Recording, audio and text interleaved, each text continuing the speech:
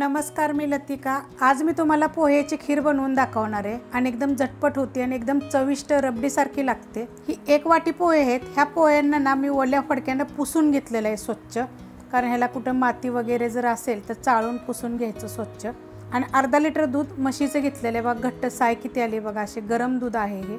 कढई गरम करत ठेवली, त्यामध्ये 1 चमचा आपण तूप टाकून घ्यायचं आणि तूप चांगलं गरम होऊन देऊया। तूप गरम झालेलं आहे, त्याच्यामध्ये हे बदाम, काजू आणि थोडेसे चारोळे तर थोडेसे हलकेसे गरम करून घेऊया। भाजलेले आहेत बघा, हलकासा कलर चेंज झाला की काढून घ्यायचं। बदाम काजू काढून घेतलेले आणि त्याच कढईमध्ये एकदम गॅस बारीक करायचा आणि त्याच्यामध्ये गोल्डन कलर येतो आपल्याला, गुलाबीसर कलरवर आपल्याला ह्याला भाजून घ्यायचे आहेत। अर्धा लिटरसाठी 3 चमचे जे आपण जेवतो ना, ते 3 चमचे आपल्याला पोहे पाहिजेत। एकसारखे हलवून आपण मीडियम गॅसवर भाजून घ्यायचे आहेत। असा बघा गुलाबी कलर आला पाहिजे, फक्त जळून देऊ नका।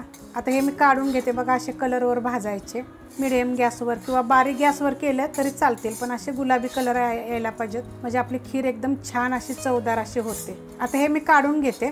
काढून घेतलेले आहेत बघा, कसा कलर आलेला आहे। एकदम असे लाल लाल करायचे नाहीत, गुलाबी झाले पाहिजेत, मस्त असे होते। मग त्याच कढईमध्ये आपण करणार आहे खीर। तर हे दूध बघा मी गरम करून घेतलं होतं, म्हशीचं दूध आहे हे। साय पण छान असे आलेले आणि गॅस मी आता बारीक केलेला आहे। आता त्याच्यामध्ये आपण साखर टाकून देऊया, चवीनुसार टाका, जसं तुम्हाला गोड लागेल त्या प्रकारे टाकायचे।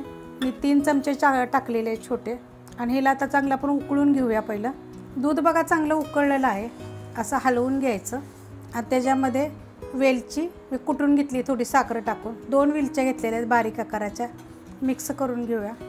आता ह्याच्यामध्ये आपल्याला ना पोहे टाकायचेत आणि हे चांगलं शिजवून द्यायचे, घट्ट होते एकदम।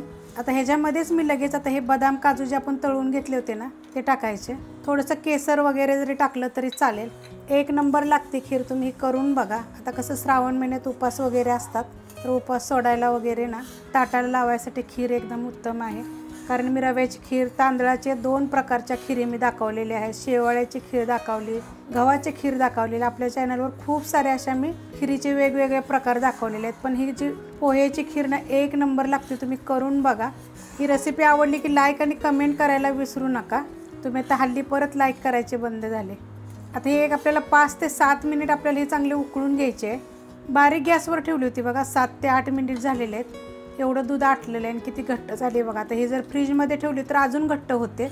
हा चवीला 1 नंबर लागते, एकदम मलाईसारखी लागेल तुम्ही खातानंतर।